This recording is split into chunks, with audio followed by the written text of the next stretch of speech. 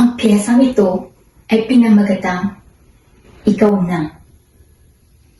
Paano kung ang pag-ibig na inaasam-asam mo ay siyang ipagkakait sa'yo? Paano kung ang pag-ibig na hinahangad mo ay siyang swerte sa ibang tao?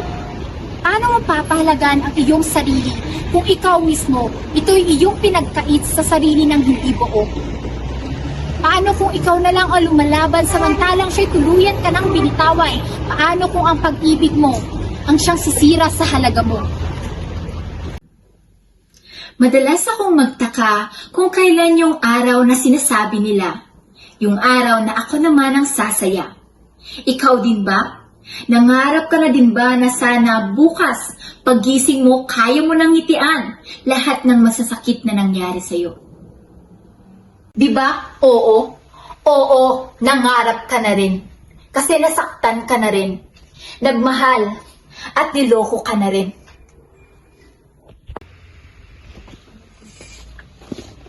Nagpursige, pero pinaliwala ka rin. Ginawa mo na lahat, nagpakatanga ka na kahit alam mong hindi dapat. Kaya, sa lahat ng pangit na napagdaanan mo na, bumalik ka sa umpisa, sa nakaraan kung saan mas mahal mo ang iyong sarili kumpara sa iba. Bumalik ka. Normal lang namang mangarap na sumaya, diba? Pero walang nakakaalam kung bakit yung kaisa-isang bagay na gusto mo, siya pang ipagkakait sa'yo.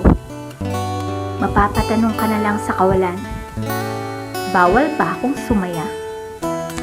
Minsan pa nga kung ano-anong naiisip mo sa lubid, gamot at mga kutsilyo. Kasi parang hindi mo na kaya, parang wala nang darating na tama. Kasi parang hindi ka na nababagay sa mundo, parang wala ka ng halaga sa kahit sinong tao. Parang wala nang mawawala.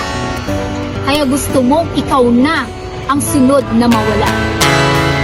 Pero mali, maling-mali ka. Kapag nawala ka, may mawawalan ng anak, may mawawalan ng kaibigan, may mawawalan ng minamahal. Oo, may nagmamahal sa'yo.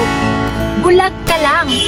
Nabulag ka kasi nasaktan ka sa paulit-ulit na nagparamdam sa'yo. Wala kang halaga. Pero meron kang halaga. Kailangan mo lang unahan yung salitang pagpapahalaga. Ipakita mo kung paano mo pahalagahan ang sarili mo bago mo naising pahalagan ka ng ibang tao. Maging salamin ka ng maganda at pangit sa sarili mo. Maging salamin ka ng halaga mo. Ipakitang nasaktan ka. Oo, ipakita mo.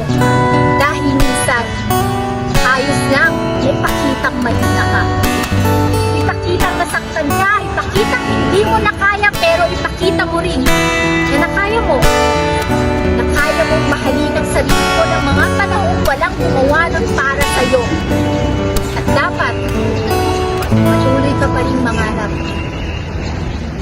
Sana dumating na yung araw na hindi na ikaw yung hangin, hindi na ikaw yung babaliwalain, na sana dumating na yung araw na ikaw naman ang magiging bato, ikaw naman ang mambabaliwala sa mga taong hindi nagpahalaga sa'yo, na sana dumating na yung araw na hindi na ikaw yung bibitawan, ikaw na yung paninindigan, hindi ka na isa sa mga pagpipilian, hindi ka na masasaktan, dahil ikaw na ang pipiliin, ikaw na ang mamahalin, dahil ikaw na ang may halaga.